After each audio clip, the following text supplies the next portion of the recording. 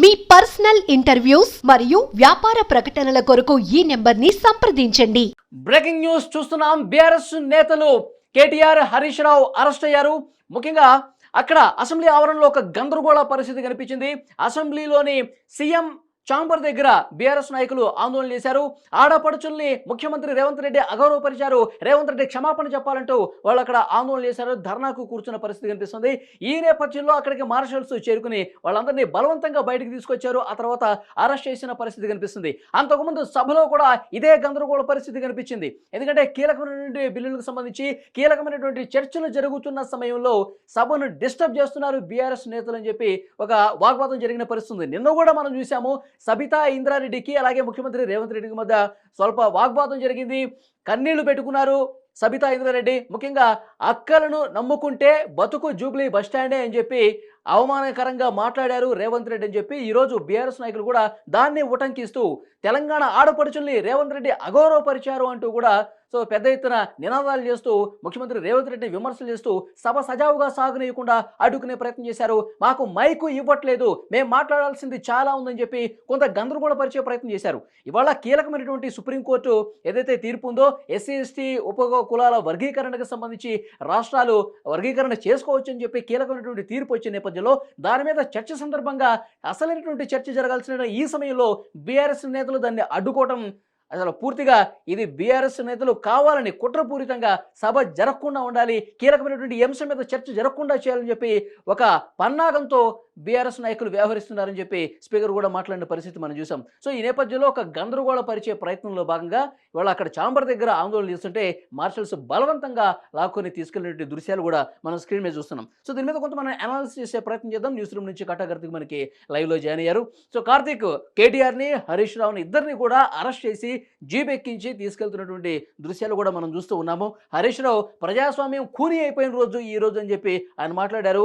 ఆడపడుచుల మీద ఏమాత్రం గౌరవం లేదు ముఖ్యమంత్రి రేవంత్ రెడ్డికి అని చెప్పి మాట్లాడుతూ ఉన్నారు. ఎలా అర్థం చేసుకోవాలి? వాస్తవానికి ఇది నిన్నటికి కొనసాగింపు. నిన్న సబితా ఇంద్రారెడ్డి గారికి రేవంత్ రెడ్డి గారికి మధ్య జరిగిన సంభాషణ, అసెంబ్లీ జరిగిన సంభాషణ ఏదైతే ఉందో దానికి కొనసాగింపుగా ఇవాళ ఆందోళన నడుస్తుంది. ఒకటి కీలకంగా మనం చెప్పుకోవాల్సిన అంశం, మీరు చాలా వ్యాలిడ్ పాయింట్ లేవనెత్తారు. వాస్తవంగా సుప్రీంకోర్టు తీర్పు తర్వాత ఎస్టీ వర్గీకరణ మీద, ఎందుకంటే ఇది కొన్ని దశాబ్దాల పోరాటం, ఎస్సీ వర్గీకరణ అనేటువంటిది ఆ జాతుల పోరాటం సంబంధించినటువంటి ఒక తీర్పు వచ్చిన తర్వాత దాని మీద చర్చ జరుగుతూ ఉంది. అది చాలా కీలకమైన అంశం. ఆ వర్గాలకు సంబంధించి ఇది చాలా తీవ్రమైన అంశం. ఒక రకంగా చెప్పాలంటే వాళ్ళ బతుకుల్ని మార్చివేయగలిగే అంశం. ఆ అంశం మీద చర్చ జరుగుతున్నప్పుడు నిన్నటి దానికి కొనసాగింపుగా ఆందోళన చేయటం, ఆందోళన కూడా అసెంబ్లీ నుంచి బయటికి పంపించేస్తే మళ్ళీ సీఎం ఛాంబర్ దగ్గర కూర్చోవటం, సీఎం ఛాంబర్ దగ్గర మార్షల్స్ నెట్టేస్తే బయటికి పోయి అసెంబ్లీ గేట్ దగ్గర కూర్చోవటం, అక్కడ పోలీసు అరెస్ట్ చేసే ప్రయత్నం జరిగింది. సహజంగా అసెంబ్లీని అడ్డుకునే ప్రయత్నం జరిగినప్పుడు సహజంగా ఇలాంటి చర్యలే ఉంటాయి. అసెంబ్లీలో మీకు అవకాశం, వాస్తవానికి ఏంటంటే గత 10 సంవత్సరాల కాలంలో, అంటే 2014లో తెలంగాణ వచ్చింది, మొదటి గవర్నమెంట్ కేసీఆర్ గారిది. 2015 డిసెంబర్లో రెండోసారి ఎలక్షన్ జరిగింది తెలంగాణలో, మళ్ళీ కేసీఆర్ గారు గెలిచారు. 2 దశాబ్దాలు, అంటే 2 సార్లు కేసీఆర్ గారికి అధికారం వచ్చింది. దశాబ్ద కాలంలో ఎప్పుడన్నా ప్రతిపక్షానికి ఇంత టైం దొరికిందా? నేను అడుగుతాను. ఇంత కీలకమైన అంశంలో ఒకటి బడ్జెట్ సమావేశాలు, పద్దుల గురించి చర్చ ఉంది, తర్వాత ఎస్టీ వర్గీకరణకు సంబంధించినటువంటి ఉంది. దీని మీద కేసీఆర్ గారు ఎందుకు ఇలా సభకు హాజరు కాలేదు? ఆయన ప్రధాన ప్రతిపక్ష నాయకుడు కదా, సభకు హాజరు కావాలి కదా, ఆయన విలువైన సూచనలు ఇవ్వాలి కదా. ఆయనకు సుదీర్ఘ రాజకీయ అనుభవం ఉంది కదా, ఆయనకి దాదాపు 3 దశాబ్దాలకు పైగా రాజకీయ అనుభవం, జీవితం ఉంది కదా, కేంద్ర మంత్రిగా పనిచేసిన అనుభవం ఉంది కదా, దశాబ్ద కాలం ముఖ్యమంత్రిగా పనిచేసిన అనుభవం ఉంది కదా. ఇవాళ ఆ పార్టీకి సంబంధించిన అధినేతగా ఉన్నారు, ఆ పార్టీకి ఎమ్మెల్యేగా ఉన్నారు, సభలో ఎల్ఓపిగా ఉన్నారు. బట్టి విక్రమార్క గారు ఈ విషయాన్ని ప్రధానంగా ప్రస్తావించారు. ఇంత కీలకమైనటువంటి చర్చ జరుగుతున్న సమయంలో కేసీఆర్ సభకు రావాలా, దీని మీద చర్చలో భాగస్వామి కావాలా? ఆయన ఆ రోజు ఒకరోజు వచ్చి బడ్జెట్ చదువుతుండగా వచ్చి వెళ్ళిపోయారు, మీడియా పాయింట్ దగ్గర విమర్శలు చేసి వెళ్ళిపోయారు. అసలైన ప్రతిపక్ష నేత ఉండాలంటే, ప్రజల తరఫున మాట్లాడాలంటే, ఇలాంటి సుప్రీంకోర్టు కీలకమైన తీర్పు వచ్చిన సమయంలో ఆయన సభలో ఉండి మాట్లాడాలని చెప్పి చాలా స్పష్టంగా బట్టి గారు చెప్పారు. కానీ వీళ్ళు అసలు కేసీఆర్ గారు ఒకవైపు రారు, ఈ మిగతా నాయకులు కూడా ఏమన్నా మాట్లాడతారంటే మైక్ ఇవ్వట్లేదని గోల్ చేయడం, రేవంత్ రెడ్డి నిన్నేదన్నాడని చెప్పి గోల్ చేయడం, ఇదంతా సభను ఆటంకపరిచే ప్రయత్నం చేశారు. అంటే ఎస్సీ ఎస్టీల వర్గీకరణకు సంబంధించి వీళ్ళకి చిత్తశుద్ధి లేదు అని చెప్పి ఏమైనా అభిప్రాయపడాల్సిన అవసరం ఉందా? ఇప్పుడు వాస్తవంగా ఏంటంటే నిన్నటి చర్చను కూడా ఒక్కసారి ప్రస్తావిస్తాను. నిన్న జరిగింది ఏంది, సబితా ఇంద్రారెడ్డి గారు నన్ను ఎందుకు టార్గెట్ చేస్తున్నామని రేవంత్ రెడ్డి గారిని ప్రశ్నించినప్పుడు అది వ్యక్తిగత అంటే నేను పార్టీలో తీసుకొచ్చింది నేను అని చెప్పేసి సబితా ఇంద్రారెడ్డి గారు చెప్పినప్పుడు దానికి కొనసాగింపుగా డిప్యూటీ సీఎం మల్లు భట్టి విక్రమార్క కూడా కీలక పాయింట్ చెప్పారు. నేను ఎల్ఓపిగా ఉన్నాను అంటే అధికారం కాంగ్రెస్కి రాలేదు. 2018 డిసెంబర్లో పార్టీ 19 మంది ఎమ్మెల్యేలు వచ్చేసరి తర్వాత 18కి పడిపోయాయి. 18 మంది ఎమ్మెల్యేలు నేను ఎల్ఓపిగా ఉన్నాను. దళిత వ్యక్తిని ఎల్ఓపిగా సిఎల్పి లీడర్గా ఎన్నుకున్న తర్వాత నా ఎల్ఓపి స్టేటస్ పోయిద్దని తెలిసి కూడా సబితా ఇంద్రారెడ్డి కాంగ్రెస్ పార్టీ నుంచి బీఆర్ఎస్ పార్టీలో పోయి మంత్రి పదవి సంపాదించుకున్నారు. ఇది పార్టీని మోసం చేయటం కాదా అనేటువంటి ఒక వ్యాలిడ్ పాయింట్ లేవనెత్తారు. వాస్తవం కూడా 2004లో రాజశేఖర రెడ్డి గారు తొలిసారి కాంగ్రెస్ ప్రభుత్వం ఏర్పడిన తర్వాత సుదీర్ఘ కాలం తర్వాత చంద్రబాబు గారి నుంచి కాంగ్రెస్కి అధికార మార్పిడి జరిగిన తర్వాత ఆ రోజు నుంచి 2014 రాష్ట్ర విభజన జరిగి తెలంగాణ ఏర్పడేంత వరకు సబితా ఇంద్రారెడ్డి గారు మంత్రిగానే ఉన్నారు. ఒక దశాబ్ద కాలం వరకు సబితా ఇంద్రారెడ్డి కాంగ్రెస్ పార్టీలో మంత్రిగా ఉన్నారు. వాస్తవానికి ఆమె కాంగ్రెస్ పార్టీలో చేరిన తర్వాత ఆమెకి చాలా వ్యాలిడిటీ కాంగ్రెస్ పార్టీలో దొరికింది. ఆమెకి ఎవరికి దొరికింది ఆమె దొరికింది. తర్వాత కూడా ఆమెకి 10 సారి ఎమ్మెల్యే టికెట్ ఇచ్చారు. వాళ్ళ కొడుకుకి పార్లమెంట్ టికెట్ ఇచ్చారు కార్తీక్ రెడ్డికి. సో ఇవన్నీ ఆ పార్టీ వాళ్ళ కుటుంబాన్ని ఎప్పుడూ ఓన్ చేసుకుంటూనే ఉంది. కానీ తను కేవలం మంత్రి పదవి కోసం బీఆర్ఎస్ పార్టీలోకి వెళ్ళింది. కాంగ్రెస్ ఎమ్మెల్యేగా పోయి బీఆర్ఎస్లోకి పోయి మంత్రి పదవి తెచ్చుకున్న వ్యక్తి సబితా ఇంద్రారెడ్డి గారు. దాన్ని అడిగినప్పుడు దాని గురించి మాట్లాడినప్పుడు ఆడవాళ్ళని అవమానించడం ఎలా అవుతుంది దాన్ని ప్రశ్నిస్తారు కదా. నువ్వే పార్టీలో తీసుకొచ్చాను రేవంత్ రెడ్డి గారు చెప్పినప్పుడు మరి అలాంటి పార్టీ నుంచి నువ్వు ఎందుకు పోయావు అక్క, మేము నమ్ముకుంటే ఇంతేనా అని అడగటం తప్పేలా అవుతుంది. అది తెలంగాణ ఆడబిడ్డను అవమానించడం ఎలా అవుతుంది? కేవలం సబితా ఇంద్రారెడ్డి గారికి ఎదురైన ప్రశ్న అది. సరే అది ఏదైనా కావచ్చు అవమానమే అనుకోండి, ఇంకోటి అనుకోండి, ప్రశ్నే అనుకోండి, వాటెవర్. కానీ అది నిన్న జరిగిన దానికి సంబంధించి ఇవాళ జరుగుతున్న చర్చ ఏంటి? ఎస్టీ వర్గీకరణ మీద మందాకిస్తా మాదిగ లాంటి వాళ్ళు గత దశాబ్ద కాలంగా ఎస్టీ వర్గీకరణ మీద సుదీర్ఘ రాజకీయ పోరాటం చేస్తూ ఉన్నారు. మాలమహానాడు కానీ లేదా మాదిగ కానీ 2 డిఫరెంట్ వర్షన్స్లో ఒక దశాబ్ద కాలంగా పెద్ద ఫైట్ నడుస్తుంది. దీని మీద చాలా పెద్ద వివాదం ఉంది. సో ఈ వివాదాన్ని అసెంబ్లీలో చర్చించి ఒక డెసిషన్కి వచ్చేసి ఆ జాతులకు సంబంధించి ఎస్టీలకు సంబంధించి ఒక కంక్లూజన్కి రావాల్సిన అవసరం ఉందా లేదా? అది చాలా సీరియస్ సబ్జెక్ట్ కదా. ఇప్పుడు సబిత గారిని రేవంత్ రెడ్డి గారు అన్నారా, రేవంత్ రెడ్డి గారిని సబిత గారు మాట అన్నారా అనేది వ్యాలిడ్ పాయింటా? ఎస్టీ వర్గీకరణకు సంబంధించిన చర్చ వ్యాలిడ్ పాయింటా? దేనికోసం మనం పార్టీని నిలబడాలి, దేనికోసం సభ్యులు నిలబడాలి, దేనికోసం సభ్యులు మాట్లాడాలి, దేనికోసం అసెంబ్లీలో చర్చ నడవాలి? వీళ్ళు ఈ చర్చను వదిలేసి మాకేదో అవమానం జరిగింది, మమ్మల్ని ఏదో అన్నారు, సబిత అనేది రేవంత్ రెడ్డి గారు అవమానించారు, ఇది కాదు కదా. ఇది చెప్పండి, ప్రజలకు చెప్పుకోండి, మీడియాకు వచ్చి చెప్పుకోండి. కానీ అసెంబ్లీలో ప్రజలకు సంబంధించిన ఒక కీలకమైనటువంటి దాని చర్చకు సంబంధించి జరుగుతున్నప్పుడు దాన్ని వదిలేసి ఆందోళన కార్యక్రమాన్ని నిర్వహించడం ఏదైతే ఉందో అది సభా సాంప్రదాయాలకు విరుద్ధం. ఇది సభా సాంప్రదాయాలకు విరుద్ధం కాబట్టే వాళ్ళని బయటికి పంపించడం జరిగింది. బయటికి పంపించినా కానీ అసెంబ్లీలో ఒక ప్లానింగ్ లో భాగంగా ఇవాళ సభకు వచ్చి మనం ఆందోళన చేసి ఈ చర్చను మనం పార్టిసిపేట్ చేయకుండా మనం బయటికి వెళ్ళిపోవాలని చెప్పి ఒక వ్యూహంలో భాగంగా ఇట్లా చేశారని అట్లా అనుకోవచ్చు ఏమన్నా?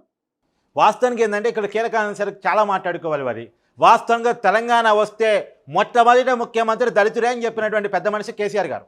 కానీ తెలంగాణ వచ్చింది, టీఆర్ఎస్ పార్టీ అధికారంలో కూడా వచ్చింది. అంటే ఇప్పుడు బీఆర్ఎస్ అప్పుడు టీఆర్ఎస్ అధికారం కూడా వచ్చింది. కానీ దళితుడికి ముఖ్యమంత్రి పదవి ఇవ్వలేదు, కేసీఆర్ గారు తీసుకున్నారు. సరే అది పోనీయండి, అదంతా పక్కన పట్టండి. కానీ దళితులకి ఆయన 3 ఎకరాల భూమి ఇస్తున్నారు, అది కూడా ఇవ్వలేదు. అది కూడా సాధ్యం కాదని చెప్పి చేతులు ఎత్తేసాడు. సరే దళిత బంధు ఇస్తున్నారు, ఎంతమంది దళిత బంధు ఇచ్చారంటువంటిది ఒక లెక్కలు బయట పెడితే చాలా బాగుంటుంది. బీఆర్ఎస్ పార్టీ వాళ్ళు ఎంతమందికి ఇచ్చారంటుంది. సో ఇవన్నీ పక్కన పెడితే సరే వాళ్ళు ఏం చేశారు, ఏం చేయలేదు అనేది అట్లా రాజకీయాలు చర్చకు వచ్చింది. వాళ్ళ చేతుల నుంచి అధికార మార్పిడి జరిగింది. ఇవాళ ఎస్సీ వర్గీకరణకు సంబంధించి చాలా కీలక అంశం. దేశవ్యాప్తంగా పెద్ద రాజకీయ రగడ ఉన్నటువంటి విషయం. అదే వర్గంలో ఉన్నటువంటి 2 డిఫరెంట్ క్యాస్టుల్లో 2 డిఫరెంట్ ఒపీనియన్స్ ఉన్నటువంటి మాట. సో దానికి సంబంధించి ఒక కంక్లూజన్ ఇవ్వాలి, పెద్దరికంగా అసెంబ్లీలో ఒక చర్చను తీసుకురావాలి, ఆ చర్చలో పాల్గొనాలి, దాంట్లో ఒక కంక్లూజన్ తీసుకొచ్చి అందరికీ న్యాయం జరిగేలా ఒక కంక్లూజన్ని బయట సమాజానికి వదలాలి. ఆ చర్చ జరగకుండా మేము అడ్డుపడతామంటే నిమ్మల జాతుల పట్ల, అణగారిన వర్గాల పట్ల బీఆర్ఎస్ పార్టీ వైఖరి ఏంటి అనేటువంటి క్లియర్ కట్గా చెప్పాలి. కేసీఆర్ గారు పచ్చకి చెప్పాలి. ఇవాళ అసెంబ్లీకి ఎందుకు అసెంబ్లీకి రావట్లేదు కేసీఆర్ గారు? రావాలి, మీరు చర్చల్లో పార్టిసిపేట్ చేయాలి. మీరు ఒకరోజు వచ్చి మెరుపు తీగలాగా వెళ్ళిపోయారు కేసీఆర్ గారు.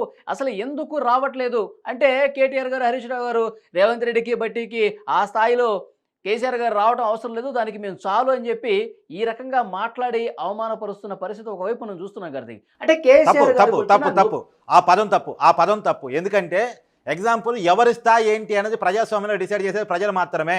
నిన్ను ముఖ్యమంత్రి చేసింది ప్రజలే, నేను ఎల్ఓపీని చేసింది ప్రజలే, నేను ప్రతిపక్షంలో పెట్టింది ప్రజలే, ఒకనాడు అధికారం ఇచ్చింది ప్రజలే. అది ప్రజల అధికారం ఇచ్చినప్పుడు ముఖ్యమంత్రిగా చలామైన వ్యక్తి అదే ప్రజల అధికారం ఇవ్వనప్పుడు ఎల్ఓపీగా ఉండడానికి ఎందుకు భయపడుతున్నాడు, సిగ్గుపడుతున్నాడు, తక్కువగా అనుకుంటున్నాడు?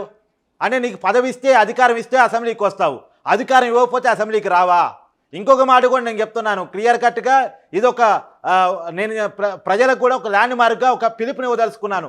ఏంటంటే అసెంబ్లీకి మీరు రానప్పుడు, అసెంబ్లీ అంటే మీకు విలువ లేనప్పుడు, అధికారం ఉంటేనే అసెంబ్లీకి వస్తామన్న ఆలోచన మీకున్నప్పుడు, మీకున్న ఎమ్మెల్యే పదవిని వదిలిపెట్టండి. Must to resign, you have to must to resign. నీకు ఆ పదవి అవసరం లేదు, ఆ పదవి ద్వారా వచ్చే జీతం అవసరం లేదు, ఆ పదవి ద్వారా వచ్చే గన్మెన్లు అవసరం లేదు, ఆ పదవి ద్వారా వచ్చే అలవెన్స్లు అవసరం లేదు. అవన్నీ ప్రజలు కట్టే ట్యాక్సులతో అనుభవిస్తున్నారు మీరు. You must to resign. మీకు నిజంగా ఎల్ఓపీగా ఉండటం ఇష్టం లేదు, అసెంబ్లీకి రావడం ఇష్టం లేదు. మీరేదో అన్నారు మొన్న కూడా బెరుపుతీరాగా అసెంబ్లీకి వచ్చిపోయాడని. ఎప్పుడు వచ్చాడు వలి గారు? ఆయన వచ్చింది బడ్జెట్ చదివే రోజు వచ్చారు. బడ్జెట్ చదివే రోజు నేను మాట్లాడడానికి అవకాశం ఉండదన్న విషయం కేసీఆర్ గారు తెలవదా? తెలుసు. ఆ రోజు తనకి మైకు దొరకదు, అసలు బడ్జెట్ ప్రవేశపెడతారు, బడ్జెట్ ప్రవేశపెట్టిన తర్వాత సభను వాయిదా వేస్తారన్న విషయం తెలుసు. కేవలం ఆ రోజు కనపడి మీడియా పాయింట్ దగ్గరకు వచ్చి మాట్లాడిపోయారు. మీడియా పాయింట్ దగ్గర కాదుగా మాట్లాడాల్సింది. మీరు అసెంబ్లీ సభ్యులు, మీరు ఎల్ఓపి, మీరు సభలో మాట్లాడాలి. సభలో మాత్రం మాట్లాడుతూ మీడియా ముందు మాట్లాడచ్చు.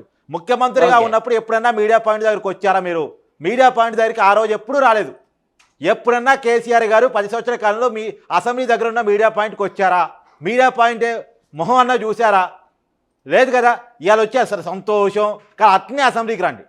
ఒకవేళ అసెంబ్లీ రాకటం ఇష్టం లేకపోతే రిజైన్ అయినా చేయండి. అక్కడ కొత్త ఎమ్మెల్యే ఎన్నుకోబడతాడు, అతను అసెంబ్లీకి వచ్చేసి వాళ్ళ నియోజక సమస్యలని చెప్తాడు, ప్రజలకు సంబంధించి చర్చల్లో పాల్గొంటాడు, ప్రశ్నోత్తరాల సమయంలో ప్రశ్నలు వేస్తాడు.